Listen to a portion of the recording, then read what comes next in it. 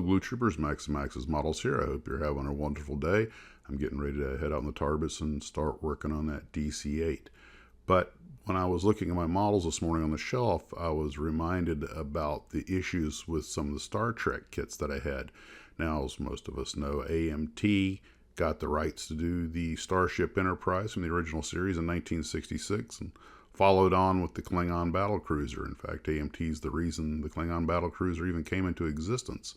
For as much as AMT contributed to the Star Trek series, they also had their share of duds. Now, don't get me wrong, I have got a shelf full of AMT Star Trek kits, and a bunch of them are actually quite good, but they weren't without their duds. The two that particularly come into mind are the Galileo 7 and the Star Trek Exploration set. Now, the Galileo 7 didn't come along until 1974, which is a good 5 years after the series had gone off the air. And they knew there was still a market because Star Trek was popular in syndication, and perhaps they just figured we don't have to put that much effort into it, or maybe they didn't have the necessary drawings. But it's a low-fidelity model, and the shape is wrong.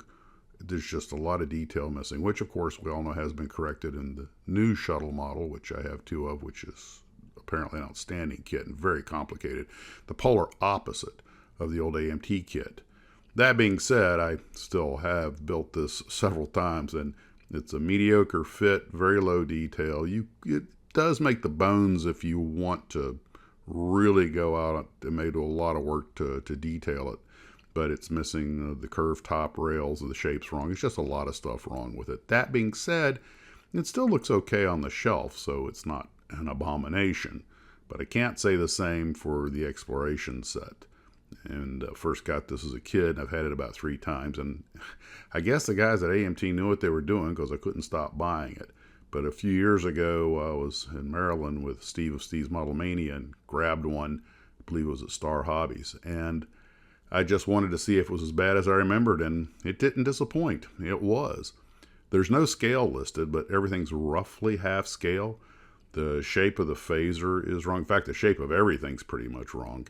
And the communicator was very low detail, way too small, and of course didn't even have a perforated flip top, which is probably the most egregious thing about it.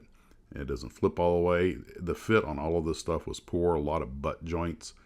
And the tricorder, which is probably the least offensive of the three, is still shaped wrong and probably 60% or half of what it should be size-wise. They don't put a scale on there, but they should call it half scale or 2/3 scale. I'm not really exactly sure, but the whole thing was a big disappointment. So I consider these two kits to be AMT's Follies. Although they still make them, they still sell them, so I guess I can't really call it a Folly.